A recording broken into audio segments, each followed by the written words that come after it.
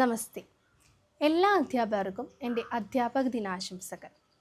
ഒരു കുട്ടിയുടെ പെരുമാറ്റത്തിലും മാനസിക ആരോഗ്യത്തിലും ഏറ്റവും അധികം വലിയ പങ്ക് വഹിക്കുന്നവരാണ് അധ്യാപകർ.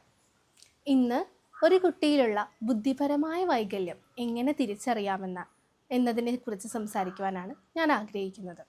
കുട്ടികളിലുള്ള ഇൻ്റലക്ച്വൽ ഡിസബിലിറ്റി ചില സൂചനകളിലൂടെ നമുക്ക് മനസ്സിലാക്കാം. പഠിക്കുന്നതിലുള്ള ബുദ്ധിമുട്ട്, പഠിക്കുവാൻ ബുദ്ധിമുട്ട് അനുഭവപ്പെടുക, പറയുന്നത് മനസ്സിലാവാതിരിക്കുക, മാർക്ക് ലഭിക്കാതിരിക്കുക, സംസാരിക്കുമ്പോൾ വാക്യങ്ങൾ ലഭിക്കാതിരിക്കുക, അതുപോലെ തന്നെ ഒരു കാര്യം ചെയ്യാൻ റിപ്പീറ്റഡായിട്ട് ഇൻസ്ട്രക്ഷൻസ് കൊടുക്കേണ്ടി വരിക.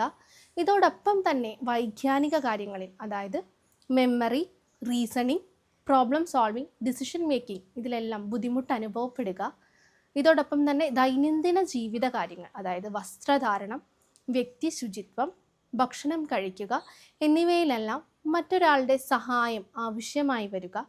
അതോടൊപ്പം തന്നെ കുട്ടികൾക്ക് കൂട്ടുകൂടാനും എല്ലാവരും ഒത്തുചേർന്ന് കളിക്കുവാനും റൂൾസ് പാലിക്കാനും ഇൻസ്ട്രക്ഷൻസ് ഫോളോ ചെയ്യാനും സാഹചര്യത്തിനൊത്ത് പെരുമാറുകയും നല്ല തീരുമാനങ്ങൾ എടുക്കാനും എല്ലാം ബുദ്ധിമുട്ട് അനുഭവപ്പെടുന്നുണ്ടെങ്കിൽ എത്രയും വേഗം കുട്ടിയുടെ പാരൻസുമായി സംസാരിച്ച് കുട്ടി തൻ്റെ സമപ്രായക്കാരുള്ള വികാസഘട്ടത്തിലേക്ക് പ്രവേശിച്ചിട്ടുണ്ടോ എന്ന് ഉറപ്പ് വരുത്തുകയും അടുത്തുള്ള സൈക്കോളജിസ്റ്റിനെ കാണുവാനായി നിർദ്ദേശങ്ങൾ നൽകേണ്ടതുമാണ്.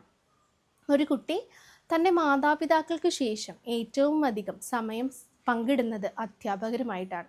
അതുകൊണ്ട് തന്നെ ഇത്തരത്തിലുള്ള കുട്ടികളിലുള്ള ബുദ്ധിമുട്ടുകൾ കണ്ടുപിടിക്കാൻ ഏറ്റവും അധികം സാധിക്കുന്നവരാണ് അധ്യാപകർ.